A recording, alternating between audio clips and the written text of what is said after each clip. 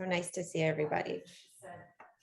Okay, we are going to go ahead and get started. It's 12:32, so welcome everybody to our Social Emotional Learning Spotlight. My name is Nicole Leon. We are recording this event, so should anybody want to watch it again, we will be sending out this recording afterwards. I'm going to go ahead and share my screen and get us started.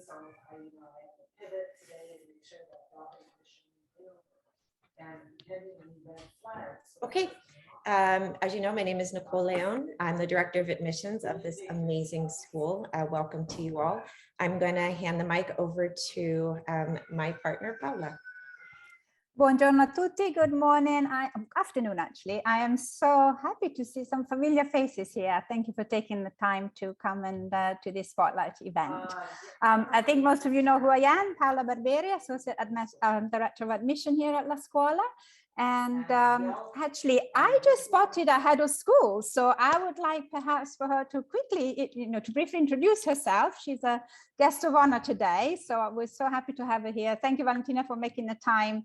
I know that this topic is very, very dear and important to you. So I'm just going to go rogue from my floor and and ask you to perhaps say a few words. Prego, Valentina. Thank you so much, Paola. I don't often correct you, Paola, but I think the guests of honor here are our faculty and staff and teachers who are leading this. And so thank you so much to our SEL and learning specialists for being here and the teachers there in attendance. But I thank you, Paola, for the introduction. And for you parents, we really think we love this event, and at the same time, we think that SEL or social emotional learning doesn't happen in isolation in a human's life. And at La Scuola, we think SEL should be in everything we do every day, obviously starting from the pre-K years, where that is the most important thing they learn by being in school. And so I just want you to be fully aware of that, and also that everything revolves around holding a high image of the child. This is something that we truly believe in at La Scuola, and fostering that ability to adapt and resilience, that if we are able to foster it at a young age, I think that our students will carry that with them for life, and I think it's very important. So I thank you all for your attendance. These events are very dear to all of us, and hopefully you have attended many, or you will be able to see the recordings of them. Enjoy. Grazie mille. Thank you very much, Valentina. Thank you for making the time. And next, I'd like to introduce you to Sally Peterson, who's our Director of Teaching and Learning. Go ahead, Sally, please. Hello, buongiorno. Hello to everyone. It's good to see you. My name is Sally Meehan Peterson. My role is Director of Teaching and Learning, so working with the faculty, the students, of course, and with families, and of course, all the colleagues here. And it's my 9th year at La Scuola, and I look forward to sharing this next 40 minutes with you. Thank you. Now I'd like to introduce Federica Lentini. Good afternoon, everyone. My name is Federica Lentini. I am the Early Childhood K-3 Director at La Scuola, and as well as was mentioned, social emotional star in the preschool. And so I'm really happy that we are here talking about this important topic today. Welcome, everybody.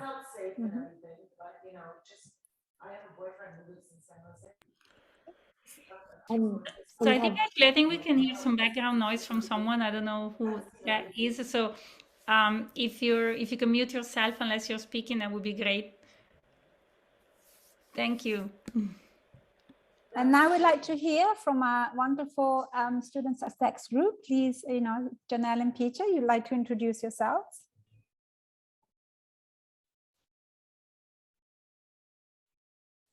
Sure, I can go ahead. Can you hear me?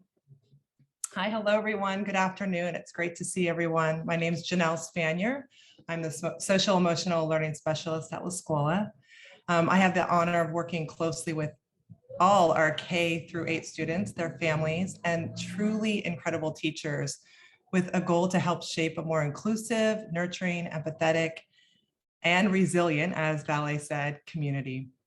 Just a little bit about my background. I've been teaching health, wellness, human development, life skills, and SEL in private schools for over the last 20 years. And prior to La Scuola, I was an SEL specialist at a school in Hillsborough where I was trained through their SEL Institute and had the opportunity to be mentored by their lower SEL specialist, who was one of the pioneers of a 50+ program. And as a certified yoga teacher and a Bay Area native and a mother to a son currently at kindergarten here at La Scuola, I'm honored to be here and enjoy the presentation. Oh, and Peter. Hi, I'm Peter. My name is Peter Kim. I'm the learning specialist here. I work pre-K through grade 8. My background is in early childhood and special education. I come by way of actually New York. I was teaching there previously. My goal is to help, my mission is to help all students and teachers reach their learning goals. And my 3 tenets are clarity, communication, and documentation. Nice to meet everyone.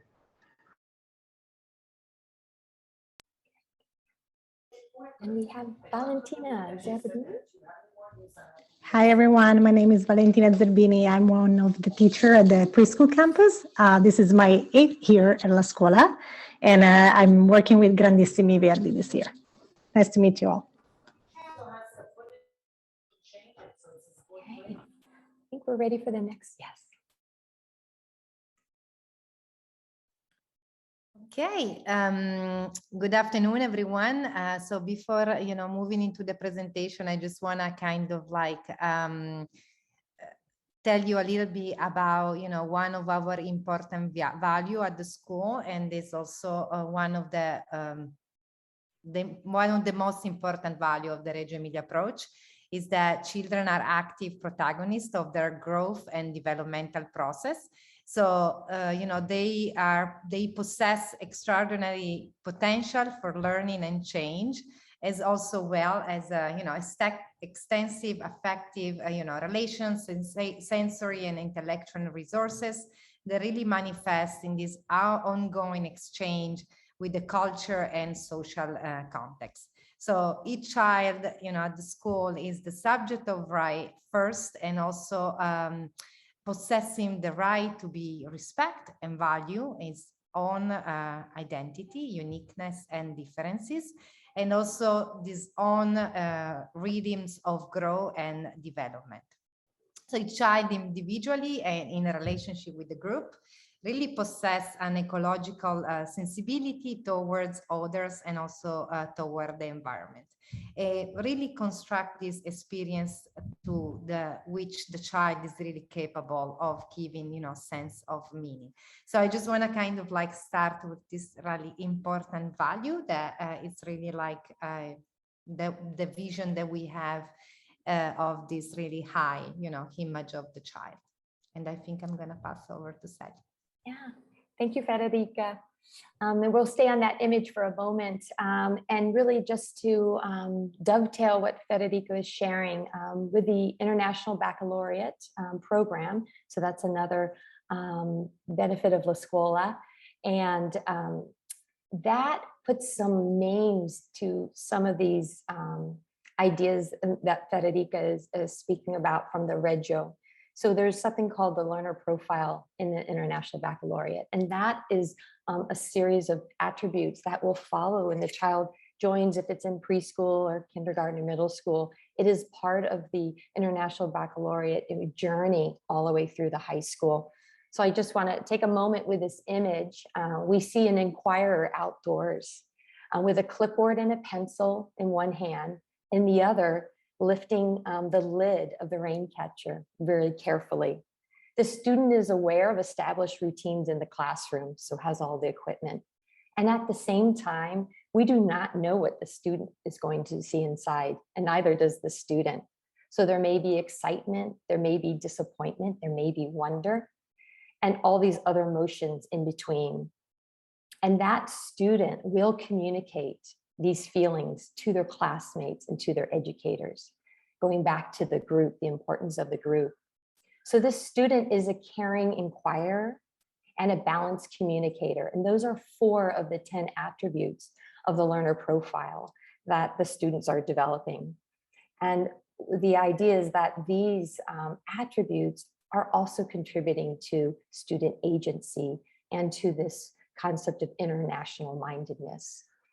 And I just share this photo and interpretation to emphasize the importance of the social emotional skills in our program from middle school and all the way through, from preschool all the way through middle school and beyond. Thank you. I think we'll have Janelle speak. Thank you, Sally. So as you can see in this model, SEL is at the center or heart, and we build SEL from the inside out. According to CASEL, the collaborative or academic, social, and emotional learning, the direct practice of a student's emotional intelligence and SEL skill is highly dependent on all of the following influences: the basic level of trust within a classroom or social situation, teacher modeling, family interactions and modeling, a child's individual temperament and his or her recent past experiences. SEL grows and develops as it's taught, modeled, and valued. It must be understood and present in the school culture before we can truly embrace it. And now I think we'll hear from Nicole. Now we're going to find out how we do this amazing work. As Valentina and Federica said, SEL starts in preschool. In fact, children's social emotional health affects their overall development and learning. And as teacher, we can promote the children's social emotional health in many ways. And in preschool, we definitely start from routine. Routine ground us, they help children give a structure to the day. And actually structure make children feel safe and comfortable because they know what's coming next. And this goes along with the agreements that we have at the school that go from the preschool to the K-8. The children are this way able to follow direction, share, listen to the teachers and their peers. Establishing a trusting and caring relationship between the child and the teacher is also important, is essential for children because children who can establish this kind of relationship with teacher, they're on average willing to ask more questions, solve problems, and try new tasks and express their feelings and their thinking. Very, very important is to show warmth and affection to children, even on bad days. We all have bad days, so it's very important that we still show affection and warmth to them. Showing respect. Respect is a key. Like if when they want to say something, it's great that we show respect and listen to them, and this way they learn how to listen to their peers as well. Like we model behavior. We're teachers model behavior as well as parents model behavior. So it's the children learn and they watch you all day long. So that's very important. And accept and reflect on what their feelings are, like if they feel sad or anger, like understand why, having the time to spend time with each child and having those moments where there is a connection. And it makes them feel, important who they are. It's very important to spend quality time with them. And reading and discussing children's book. This way, children find, can identify themselves in the characters and find similar experiences. So there are many ways we promote social emotional learning in the preschool, and I feel like children grow throughout the years. So they come in piccoli and they're small little people, but they can still learn. And it's important that we as teachers find ways to promote their social emotional development. Thank you, Valentina.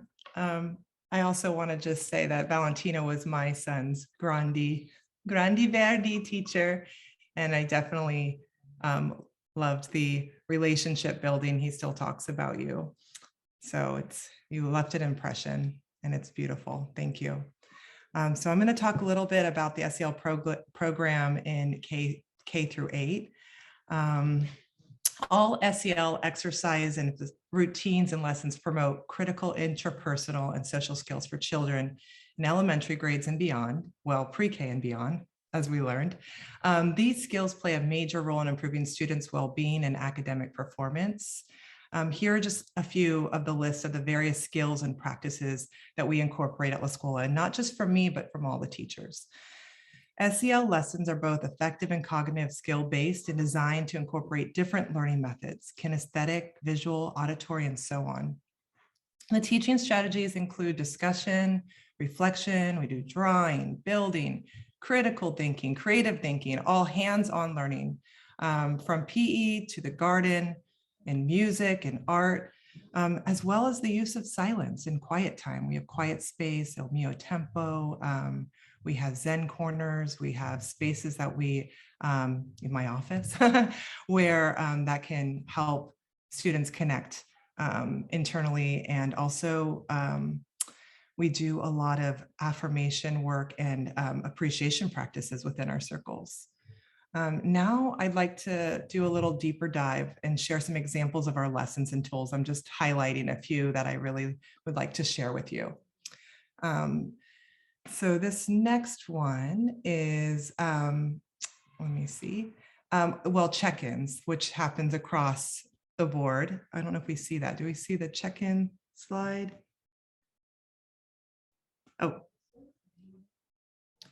there we go.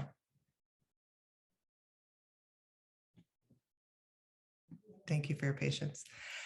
This experience provides an opportunity for each individual to take an emotional inventory and share with the group, but also to just check in with themselves.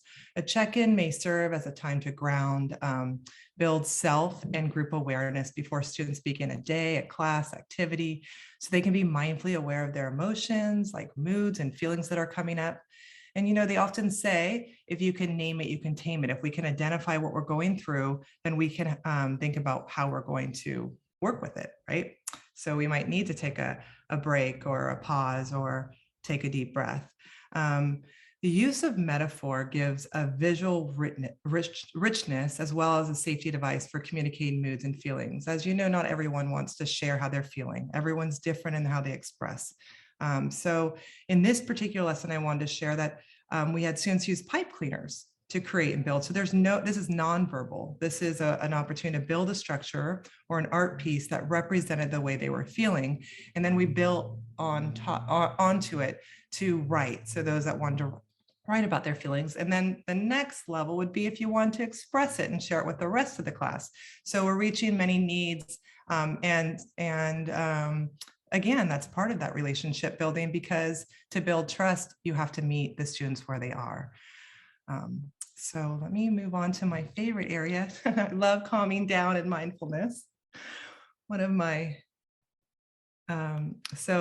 students are made aware. We do a lot of practices of the tremendous health benefits, mental health benefits of consciously breathing, focusing, and releasing tension through their breath and breath awareness, visualization, relaxation, and other mindfulness practices. We have a little video. I don't know if we can show it, but I've started doing.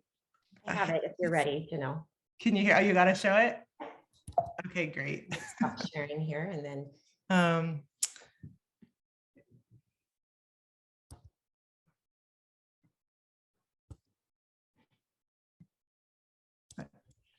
I can talk about it a little bit too, if you're getting ready. Yes, go for it while I just. Okay, so it just started where I did a few, 3 deep breaths, and then students, I had a little book that were like the bear breath and the, we had roller coaster breath and all these different breaths. And now it's just taken on. Everyone wants to show their breath to me, which turned out to be a really cool thing, because kids will find me at recess or different parts of the day, and they'll be showing me their breaths. So here's an example that Nicole's going to show of just 2 students at like break that they'll come to me. And then I want to also share, this is cute and everything, but it gives them an opportunity to connect, and they might do a breath and then be like, oh, and by the way, can we check in? I'm having an issue with my friend that I want to sort out, or, so it brings accessibility, and it's fun, and they're creating. Love that they're creating, and it's their own. They're making up their own things. Okay, here we are. This is called track stick that.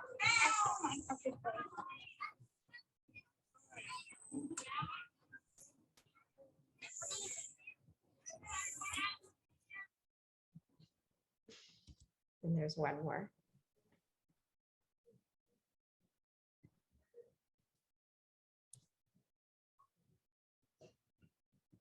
Blue skies in, gray skies out. Blue skies in, gray skies out. Blue skies in, gray skies out.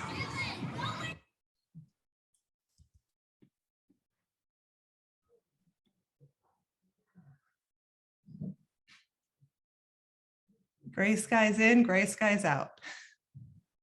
It was a great day. And if you hear, it's so much activity going on out there and all the noise, and it's like finding the calm in the chaos, and they're so focused. So those are fun. And it's just been, I'm loving the breath, and it's a great thing. So, okay, let me move on because there's other great things too. Let's talk about growth mindset. We love growth mindset and positive self-talk. Growth mindset is the orientation of a student's attitude towards problem solving and individual agency. It is in contrast with fixed mindset, where students struggle with flexible thinking, have difficulty taking others' perspectives, and challenges with initiating action. So, you know, at different grade levels, we talk about growth mindset in different ways. So an example would be like, jellyfish, go with the flow, and fixed mindsets like a rock. And we also read a book that's circulating through campus called Bubblegum Brain. And all the kids love that, the idea of the brain being like a piece of bubblegum or a block that's wrapped. And then they use practical application with finding thinking patterns that they might be having. And then I give them something like this that's shown on the slide, where they can see which one they're saying most often to themselves, and then they can rewrite it and put that rewritten or repeat it in their mind, or put it on the book or on their desk or on a card somewhere where they can rewrite and reframe. So it's been really nice for them to have that piece. And we use growth mindset all the time. I think it's so important. That inner critic can really take over sometimes. Okay. So let's talk about communication and iMessages and listening, some more tools. How can we use SEL tools to solve conflict? How can we become independent problem solvers? When do we need help from adults? Role playing and practice is a useful tool, and it can also help students to process emotions, feel seen, supported, and heard.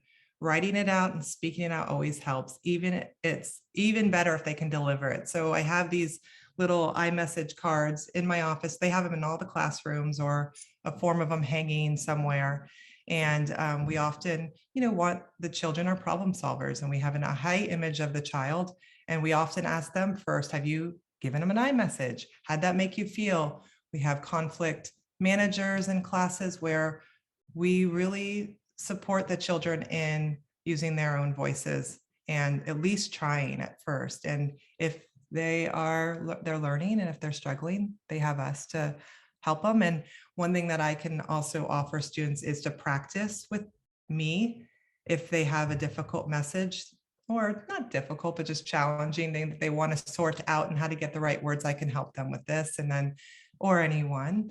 And then they can even feel better just by getting it out, and then again, share. Some practices in active listening and ways to paraphrase and reflect are very important that we work, and also ways to de-escalate and promote greater understanding and empathy, or win-win solutions. Now let's look at boundaries, friendship, and respect.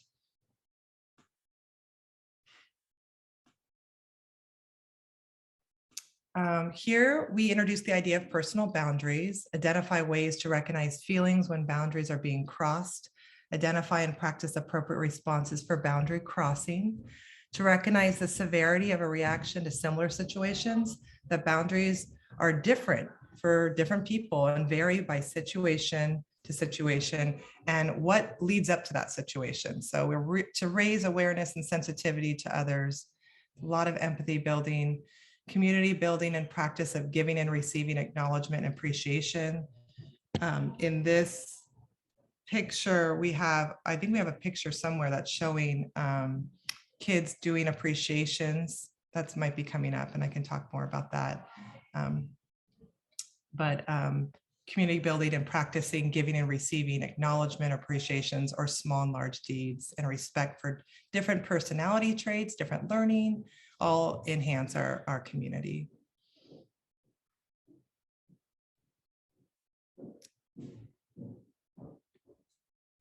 Okay, oh yeah, there's the friendship and respect. So we have these little pom-poms, and what we do in a circle is students, we read a book called Have You Filled a Bucket Today? And those are representative of filling buckets, the kind words, the actions, the things you do or someone does, you can acknowledge them and it sticks to you. Like the idea of when we say something nice or do something nice for someone, it sticks to us, we go home with it. And then the opposite is, taking it away and emptying it out. You're feeling more empty. So this image, these are kindergartners doing that. And then we also have the yoga below and talking at an early age of consent. Like, is it okay that can I hold your hands to do this activity? And trust building, that you can trust someone to hold your hands and let them lean away from you. And that you're communicating even with masks on and learning different ways of communicating and keeping our body safe and building trust. That's what builds our relationships, building that trust at a young age and respecting each other's boundaries. Okay. All right, middle school. I know we have a lot of more early years here, but I will just briefly touch on our middle school program. We have an advisory program that connects with a teacher or group of students, advisees, to provide academic and social emotional support. This program strengthens our community and our school and relationships with teachers. This supports students in being positive, building meaningful relationships with one another, and caring adults. We often in advisory ask students, we want to make sure everyone, it might be the advisor or it might be a teacher, but at least one teacher that they can go to and talk to. Advisor also provides a safe place for students to strengthen their academic and social emotional competencies, explore their interests, and nurture and develop new skills and talents. Students develop, again, I keep saying this, but positive relationships with their peers during this time. It's a lot of bonding, a lot of activities they get to do together. We also run an open session circle, which is like one of our restorative practices, and building an open sessions when students sit in a circle and classmates respond to student generated issues. So it's coming within that class, in that group. So it's what means something to them, what's important to them. It's intentional, and it's a supportive exchange of listening and ideas. We also call it like a collective empathy, where everyone is, you're in this together. It's an opportunity for them to, it's something consistent, and it allows students to offer their personal wisdom, advice, and clarification to guide their peers to healthy resolutions to everyday problems. We want our adolescents and teens to be talking, and sometimes they're not going to their adults. But in this case, an adult's there to facilitate, but they have their peers that's supporting them, and that's helping them feel connected, more connected with one another. It's very beautiful routine. So I asked sixth graders why they like doing this routine so much and how has it helped them. And some of the responses were a safe place to get feelings off my chest and express ourselves, to help support each other and give advice. It helps to not feel so alone, builds trust with our classmates, offers emotional support from our peers. We feel at home. You can be yourself. Life moves too fast. We need some time to pause and reflect and just to relax. And one student said, people need this. I'm like, yes, we need to be heard and seen and supported and know that there's others there. So these SEL routines and practices allow students, like I just said, to be seen, supported, heard, empowered. And SEL skills encourage more empathy and deep and better listening, respect, collaboration, the agreements that we have at our school, responsibility, and really help us develop a more caring and kind community. I'm extremely proud of the work we're doing at our school and to be part of this community, and where relationships are valued and deemed essential to the learning process and the school culture. And I'm open to any questions at the end if you want to ask any more about our program. Thank you so much. All right, hello everyone. So I'm going to be speaking a bit more of our approach to behavior management. There is a relationship between behavior challenges we may see, as well as how students are doing socially, emotionally, as well as what's going on academically. So the next slide will show you a bit of what's happening in our classrooms. So we start with our La Scuola classroom agreements. These are used throughout the school, throughout the sites, and it's for respect, responsibility, empathy, and collaboration. So this is kind of unifying language that all of our students are aware of. And it just lays down a very strong foundation for the student understanding. We actually repeatedly use this language of students in conflict resolutions and within the classroom. So it's something that the students are familiar with from a very young age. We also use the behavior management philosophy called responsive classroom. It's widely used in independent charter schools. In fact, every site that I've worked with has used responsive classrooms, and it's based on the 3 R's: reinforce, remind, and redirect. So that means like if a student's doing something that they should not be doing, we try to positively reinforce appropriate behavior. When we have to, we might have to remind the whole class about classroom expectations. And then when we do have to, manage an individual student, you use discretion and you do the redirection as discreetly as you can. And I just want to emphasize the reinforcement part that leads it. The research is quite clear that positive reinforcement works better than punishment or the other ways that you can kind of respond to that situation. Another big component of responsive classroom is the implementation of what's called logical consequences. The example I use is that, if a child spills a glass of milk, then they should help clean it up. And in a situation where it's an illogical consequence, for example, it's like, well, kid spills milk and then he'll have a timeout for 5 minutes.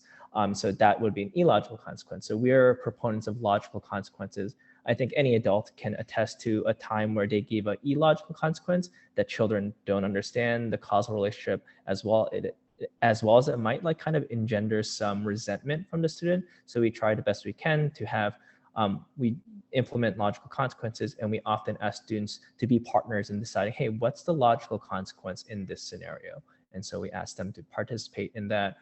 We also draw from restorative practices. This is also something that I see more and more in schools, and it focuses on things like restorative practices and circles that I think Janelle has spoke about, as well as we have conflict managers for certainly our elementary school by each grade level. And so we try to give as much agency to the students in resolving conflicts, but we also have a big focus on social repair as kind of one of our guiding principles there. And then, with behavior management, I have documentation and data collection plays a pretty big role. I know just from the data I've collected that, unsurprisingly, unstructured time like recess and snacks tend to have more conflicts. So in knowing that, we can make changes. And so that's a big part of what we do for behavior management. The next slide, if I'm not mistaken, is going to discuss some of the academic supports. And so this is the other half of my role, is that I offer academic support to students. So when I first started working here, I kind of just observed all the teacher classrooms, and I wrote a document about what are the best practices I see in each classroom, and I shared them back to all the teachers. So I always like to start with what's already there. For students who have documented special needs, we create what's called a student support plan. You may know them as an individual learning plan if you come, or individual educational plan if you're familiar with the public system, or the 504. So we develop something, and we have supports and accommodations, recommendations written and shared with members of the teaching team, so everyone is aligned on how best to support a student. I myself may run some small group interventions or one-on-one. Those can both be for push in and pull out. For example, right now I do a phonics and phonological awareness group for kindergarten and first grade, as well as we understand that there are some, that many students may see specialists outside of La Scuola. So we like to partner with those specialists, get in conversations, have regular email communication. We think that consistency and communication is really crucial to the success of the child. And I think another slide is going to tell, so phonics and phonological awareness. So I briefly mentioned that that's some, I do that support in K, I do that in K1 and 2. We also offer a speech and language screening through our pre-K as well as early elementary, just in case there's any speech or language related challenges. For math, we offer math games, math sprints, manipulatives, and number talk. I know Singapore math, the curriculum we do is very focused on the conceptual understanding of math. And and then the last thing we do is, I know not everyone who joins our school has a background in speaking Italian or Italian family, myself included. I didn't speak any Italian before joining. We offer Italian induction over the summer for students who may need a boost in their Italian before joining us. So I think that covers just a small sampling of the supports, behavior and academic supports. And I believe I'll turn it back over to Nicole. Thank you everyone for listening. Wonderful. Thank you so much, Janelle and Peter. I'm going to stop sharing my screen now. And we have, it's 1:08, so we've got some time for some questions. So we are a fairly small group. So if you want to just unmute yourself, please do and ask a question or put it in the chat.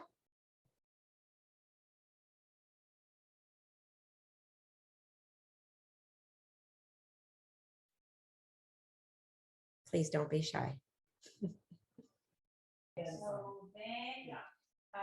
I know there's a question there somewhere. Come on, who's going to be the first? Who's going to be the the daredevil? There you go. We have a winner. Please go ahead. Sure. Hi, I'm Michael. We have a hopeful pre-K daughter, and I just saw on some of the slides, story time, and we're hearing about the check-ins. Is it a combination of Italian and English, or are the check-ins always in English? Can you speak just a little bit about how you integrate the two or manage the two?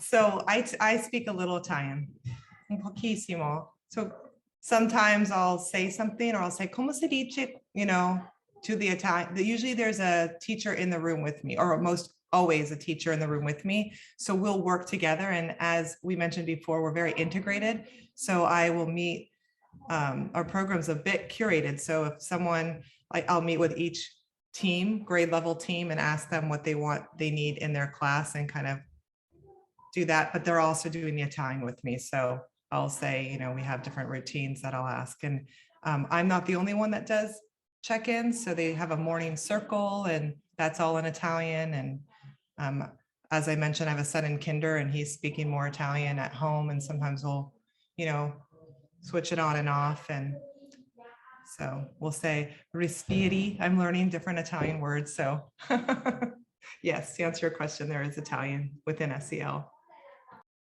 And I just thought I'd expand on Janelle, that Janelle is in the classroom as well. So there are these moments similar to Peter saying there's moments of connection with a small group. Janelle is also through the grades and has, we have a curriculum. So we've moved through that. So then as the child is moving up to third grade, they're tapping into their toolbox that they've been developing from the preschool with their homeroom teachers and kindergarten, first and second. So it's this continuum that we envision, this portrait of the graduate. And so it starts, it's one journey. So I just wanted to highlight that they're also in the classroom with their colleagues who are Italian speaking. I have a question.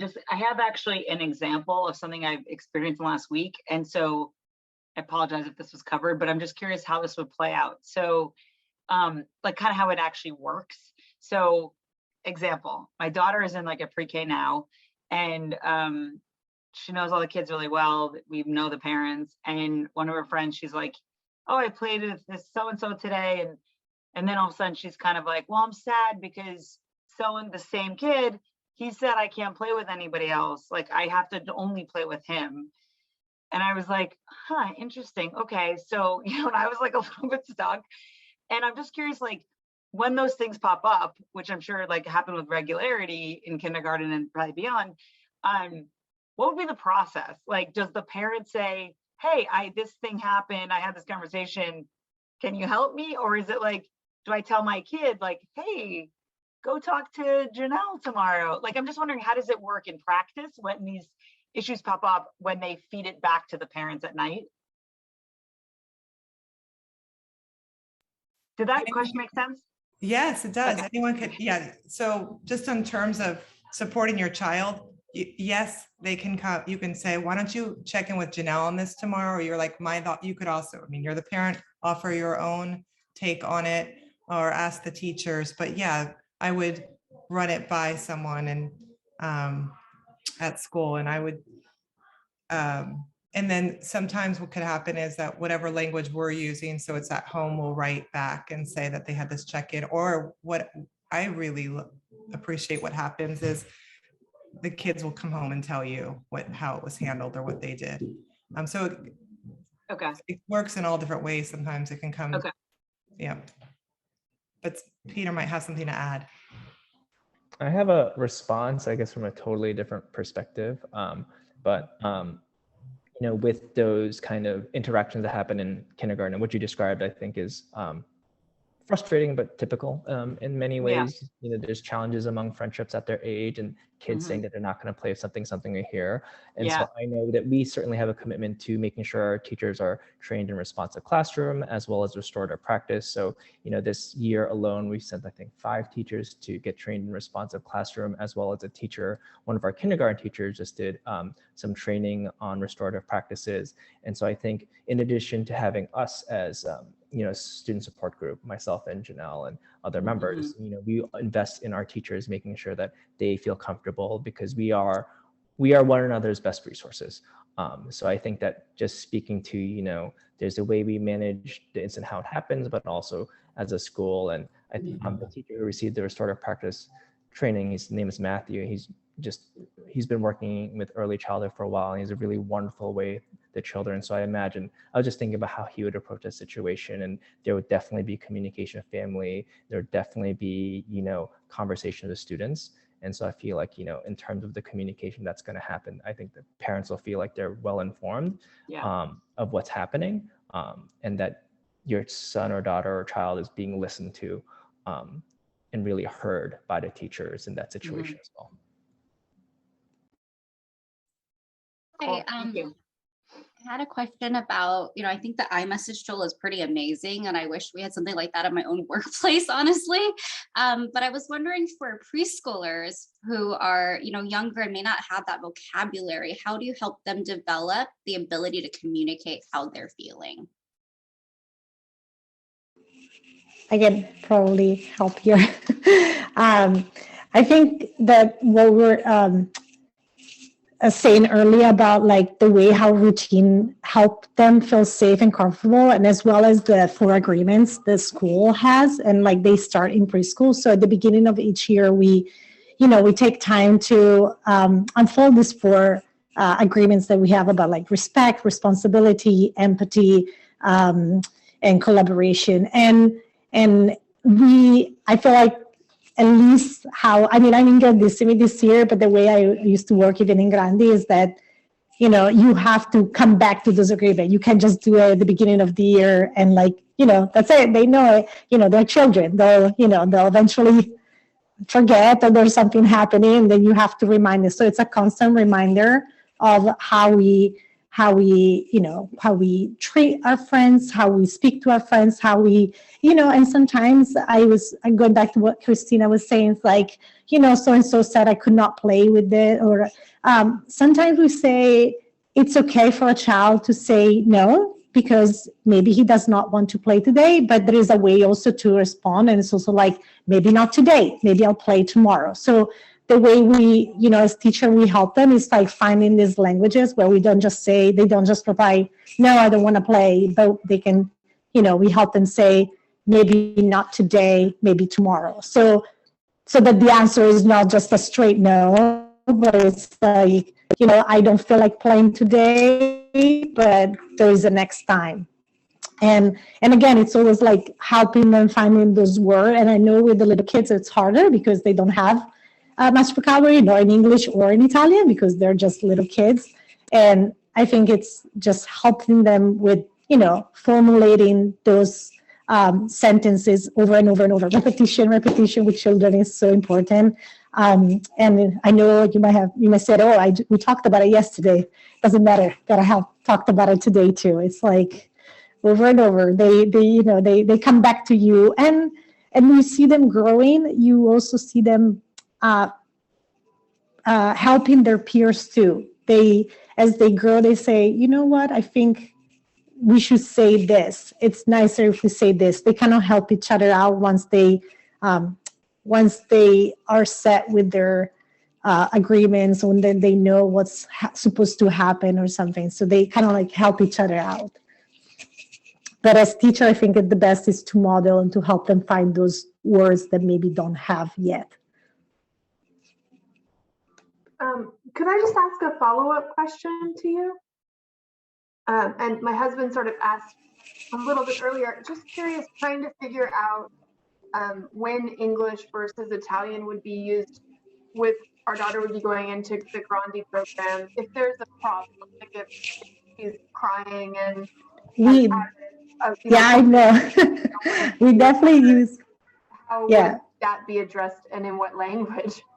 We definitely use Italian, and we use, we're very hands-on, so we try to use our hands to also explain, and use pictures, use books, as I was saying, to explain or how to understand like how they feel. But definitely, if there is an emergency or there's something bigger, like, and we see that the child is not able to express, of course, in Italian or something, we switch to English to make sure that he feels safe or she feels safe to, to share how she feels or why she's feeling that way or what happened. Like if we notice that the child needs that English to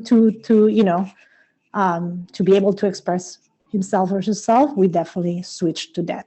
We try to then model the Italian words as well. Like, so if we find out what is happening and she can or he can explain in English what's happening, we or at least that's how I do it. I try to repeat that same thing in Italian so that he can probably use that the next time or something.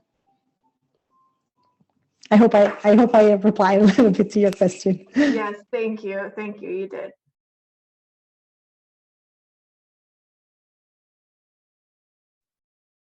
Okay. Any more questions? These were great questions. And I'm sure it's helpful for others to hear the questions and answers as well. Okay. Thank you, everybody, for joining us. Thank you to our educators for joining us this afternoon. Thank you for Sally for putting this presentation together. We are looking forward to me and Paula, any other questions you might have if things come up later, and we will be sending this recording out. Okay, happy Friday, everybody. Yeah, have a good